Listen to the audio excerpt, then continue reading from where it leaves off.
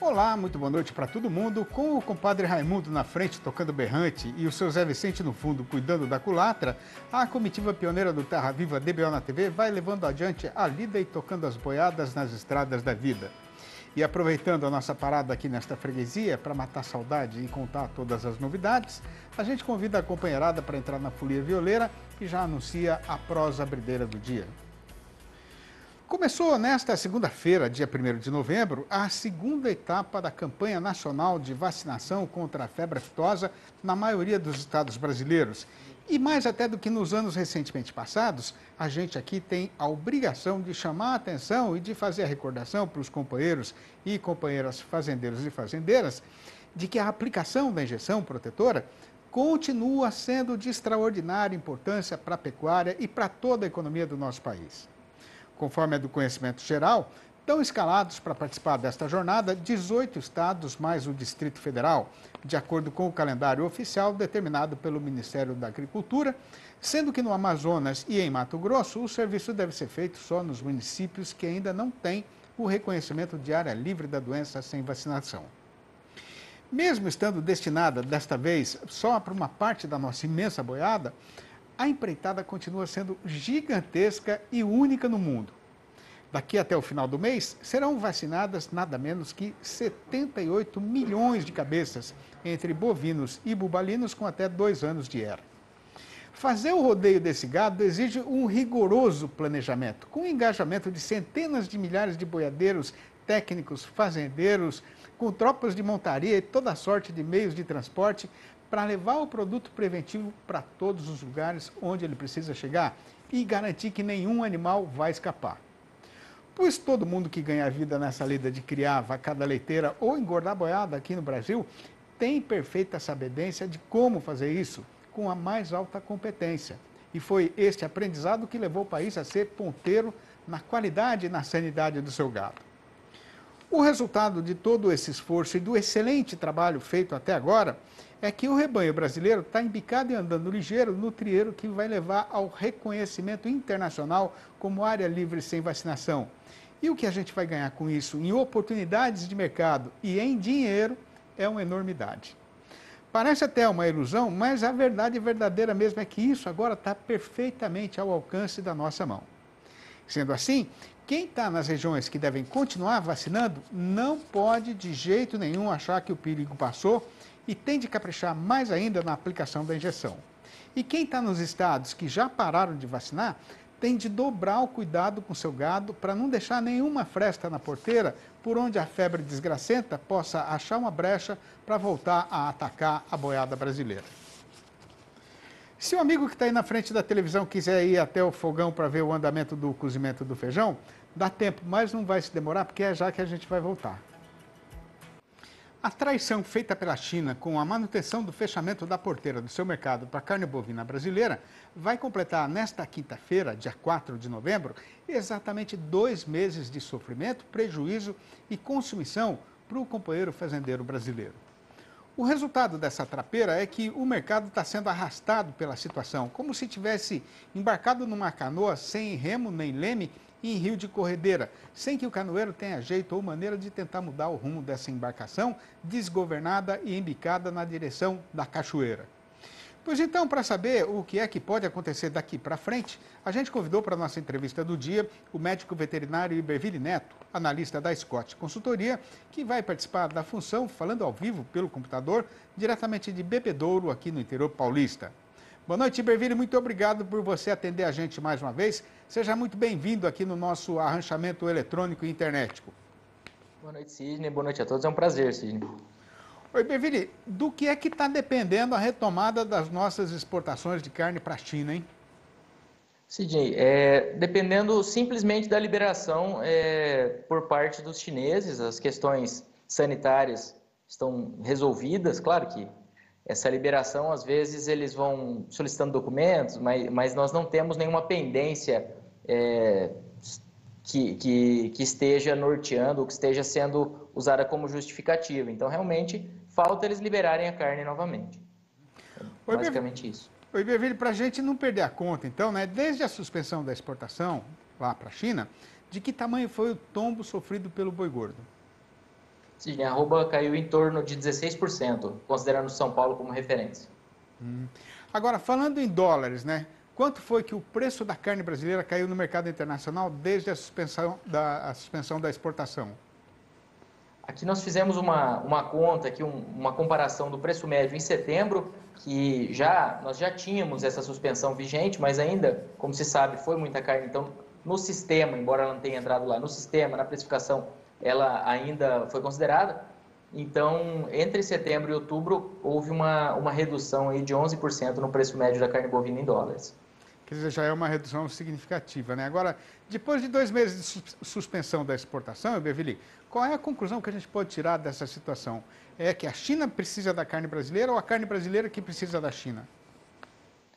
É uma, é uma via de mão dupla, mas realmente eles estão podendo negociar agora, né, Sidney? A gente, pegando alguns números aqui, nós tivemos a China, de janeiro a setembro, representou 58% das nossas vendas de carne bovina. E nós, de janeiro, em relação de janeiro a agosto, uma diferença um pouquinho temporal, mas de janeiro a agosto nós participamos com 40% do que a China comprou. Então são parceiros comerciais fortes, e é que a China vem com uma situação confortável do ponto de vista de carne suína, que vinha com preços em queda há muitos meses. Então isso deixou a situação de proteína animal um pouco mais confortável lá no país, mas nas últimas semanas nós já observamos um aumento do preço do suíno na China. Talvez isso influencie um pouco na opção dos chineses de encerrar esse assunto, encerrar esse prolongamento dessa suspensão. Então, vamos acompanhar. Quer dizer que talvez eles estivessem também querendo subir um pouquinho o preço do porco lá dentro do mercado chinês, né, Eberville? Esse suíno na China, ele vem com preços em queda aí nos últimos meses, porque desde 2018 houve aquela questão toda da peste suína africana, uma liquidação forte de rebanho, ou por abate sanitário, ou por liquidação devido ao medo da doença por parte de produtores, então a venda barata e etc. Então isso gerou, num primeiro momento, um excesso de carne, depois houve aquela falta forte de carne e tem feito com que a China compre mais de todos os tipos de proteína e do mundo inteiro. Então, só que recentemente eles têm se recuperado e parece que erraram um pouco a mão na velocidade dessa recuperação, pelo menos para a demanda de 2021, e os preços têm cedido bem. Mas o Departamento de Agricultura dos Estados Unidos já espera que, devido aos preços em baixa atuais, para 2022 a produção de carne suína na China ceda. Então, e as importações, segundo o mesmo órgão de carne bovina, suína e de frango, devem crescer na comparação com 2021. Então, eles estão tentando equalizar essa oferta aí de carne suína, lembrando que eles são os maiores produtores da proteína do mundo. Eles produzem, antes desse problema todo da peste suína africana lá em 2018, eles produziam algo em torno de metade da carne suína do mundo. É coisa muito grande, né? Agora, onde é que a China está comprando carne bovina hoje para abastecer o seu imenso mercado, Eberville? Sidney, eles compram bastante carne bovina da Argentina, a Austrália esse ano está um pouco menos, a Argentina também está com as questões de limitação das exportações, mas ao longo do ano eles têm sido importantes. Esses dados que eu estou tirando aqui para fazer essa comparação são até agosto, que tem um certo atraso ali nessas estatísticas. Outro país é a Nova Zelândia, Uruguai, todos esses países são relevantes. Os Estados Unidos aumentaram bem as exportações de carne bovina para a China, mas no acumulado do ano, tudo que eles embarcaram para a China, apesar de percentualmente ser uma alta forte, é mais ou menos o que nós embarcamos agora em setembro, que é essa carne toda dessa questão que está todo mundo de olho. Agora, como é que está hoje, olhando aqui para o nosso terreiro, né? Como é que está hoje a oferta de gado terminado aqui na nossa Praça Boiadeira? Sim, a oferta tem sido suficiente ainda para a pressão de baixa. Ela tem esse gado de confinamento, ele ainda é o suficiente para a demanda existente, mas nós começamos a observar sinais de mercado um pouco menos pressionado. Então esse aumento de margem da indústria de mercado doméstico, associado aos frigoríficos que acabaram, aos confinadores que acabaram ou vendendo esse gado ou destinando esse gado aí de volta para a pastagem, embora isso seja menos comum, mas esse gado acabou já saindo ali da pior parte da oferta, pelo menos é o que nós acreditamos. Ainda há gado para vir e ainda há gado suficiente para para pressionar o mercado, mas parece que um certo equilíbrio já tem sido observado, pelo menos momentaneamente é o sentimento que a gente tem. É claro que é algo que tem que ser acompanhado, mas o início de mês ajuda um pouquinho, o feriado no meio da semana é um dia a menos de negociação, então são pontos aí que podem ajudar esse mercado a encontrar um pouco de firmeza, talvez. Agora, o confinador que está entregando boiada hoje, Berville, está conseguindo fechar a conta ou está vendendo com prejuízo? Quem entregou a boiada sem travar as cotações está entregando prejuízo, Sidney. Realmente, nós vínhamos de um ano de preços da alimentação em alta, preços da reposição em alta, então a margem do confinamento ali, dependendo de quando foi comprado o insumo, quando foi comprada a reposição, etc., ela já não vinha das maiores historicamente. Em números absolutos, algumas vezes interessante, mas em números relativos, frente ao imobilizado ali, não estava das melhores. Então, quando houve essa queda, aí realmente a maior parte, ou para não dizer todas as operações, foram por negativo, salvo aquelas que aproveitaram os preços em alta. E lembrando que nós chegamos a ter R$ 330, mais de R$ 330 disponíveis ali para travar para outubro. Claro que chegar agora e falar que deveria ter travado é muito fácil, mas trabalhar com segurança é uma estratégia que sempre cai bem. Sem dúvida vai ser um grande aprendizado para o pecuarista brasileiro, né? Agora, Iberville, essa paulada que está sendo dada hoje no preço do boi gordo pode prejudicar o abastecimento do mercado daqui para o final desse ano e no começo do próximo? Sidney, nós acreditamos que a oferta de gado de confinamento ela já esteja terminando e aí, quando a gente tiver mais dependente de uma oferta de gado de pastagem, aí a conversa deve mudar. Então, o pecuarista ele vem aí de anos de preços em alta e esses preços em alta eles deram uma capitalizada no pecuarista e agora nós passamos pela pior seca em décadas, então o pecuarista que chegou com gado, agora vendo as chuvas, que está com gado, ele vai provavelmente só vender o essencial ali para pagar as contas. Então, eu acredito que do lado da oferta de pastagem, o frigorífico vai precisar ser um pouco mais maleável aí na precificação e talvez voltar para alguma coisa intermediária sem China. E se a gente voltar, e se China voltar às compras, aí é possível que esse mercado se recupere. Só com a ponderação de que a janela de enviar carne para a China lá para o ano novo chinês, ela vai se fechando, né? Nós temos um tempo da carne sair daqui, chegar lá e etc. Mas, por outro lado, tem a retomada, a recomposição de estoques desse ano novo chinês, que se eles não estão comprando muito do Brasil, também não devem estar comprando grandes volumes de outros fornecedores, considerando que nós representamos 40% do total. Então, talvez eles estejam realmente apostando no escoamento maior dessa carne suína. E isso pode, talvez, pegar o comprador chinês, ou pelo menos quem estiver fazendo essa jogada, essa tentativa aí, talvez no contrapé. Então vamos acompanhar e talvez surja uma demanda surpreendente aí, entre aspas, mas mais positiva do que muita gente tem contado, para recomposição e para suprir essa carne suína que está sendo consumida e está sendo forçada, entre aspas, a ser consumida aí, por questão de preços e etc., estratégia de aquisição de outras proteínas, que é uma possibilidade. Uhum. Ninguém tem certeza de nada, né? Tá certo. Mas... Enfim, é isso aí. Bom, evidentemente que a gente vai continuar acompanhando a situação, né, Virgílio? A gente sempre conta com vocês da Scott aí para ajudar a gente, o companheiro boiadeiro, a entender a situação. Obrigado, um abração para você, um abraço para toda a turma boa da Scott aí. Até a próxima.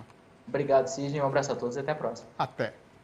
Sem ter precisão de forçar o passo da boiada e tendo vencido já a metade da jornada, a comitiva faz agora mais uma parada ligeira na sombra das engazeiras e volta em instantes para a nossa lida marchadeira.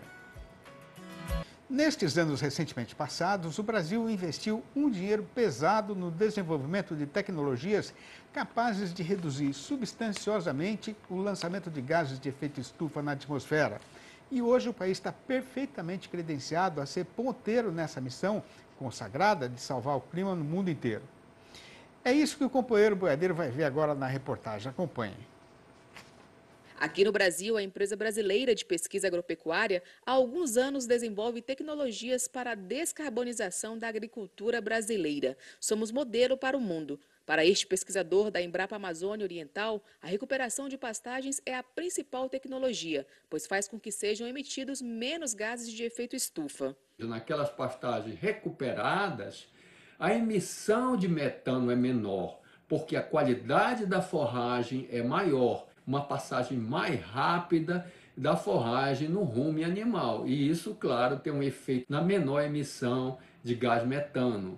Por outro lado, a maior disponibilidade de forragem naquelas pastagens recuperadas representa o menor tempo do animal no pasto, ou seja, menor idade de abate. O pesquisador explica ainda que para cada hectare de pastagem recuperada, 2 hectares de florestas, de cerrado ou de caatinga deixam de ser desmatados. As empresas e os produtores estão adotando cada vez mais tecnologias e boas práticas com sistemas de integração lavoura, pecuária, floresta, o ILPF e o uso de aditivos na nutrição, que são capazes de compensar as emissões de gases de efeito estufa. E manter pastagens produtivas aumenta a oferta de serviços ambientais.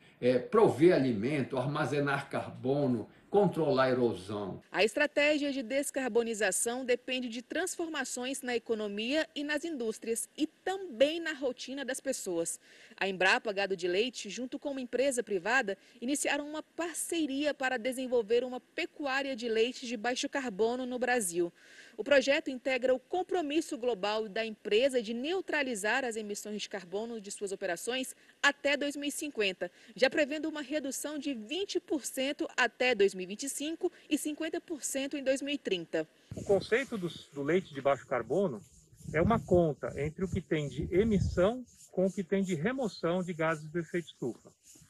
As emissões aqui são principalmente dos animais, metano da fermentação entérica, e também a emissão que vem quando a gente aplica fertilizantes nesse solo. E veja a seguir, quase 2 meses depois do fechamento da porteira da China para a carne bovina brasileira e sem nenhum sinal de quando vai acabar essa consumição, a cotação da arroba continua padecendo de forte pressão derrubadeira. O Terra Viva DBO na TV volta dentro de 3 minutos e mais um caquinho. Aguarde. Na véspera da triste data em que o fechamento da porteira da China para a carne bovina brasileira completa 2 meses, a cotação continuou debaixo de forte pressão baixista na nossa praça boiadeira. Mas repare o amigo e a amiga pecuaristas que em algumas regiões o vento andou mudando de direção. De qualquer maneira, ainda não é hora de alimentar nenhuma ilusão a respeito de uma possível recuperação, porque a questão principal continua sendo justamente a trapeira com o povo do gigante lá do Oriente Distante.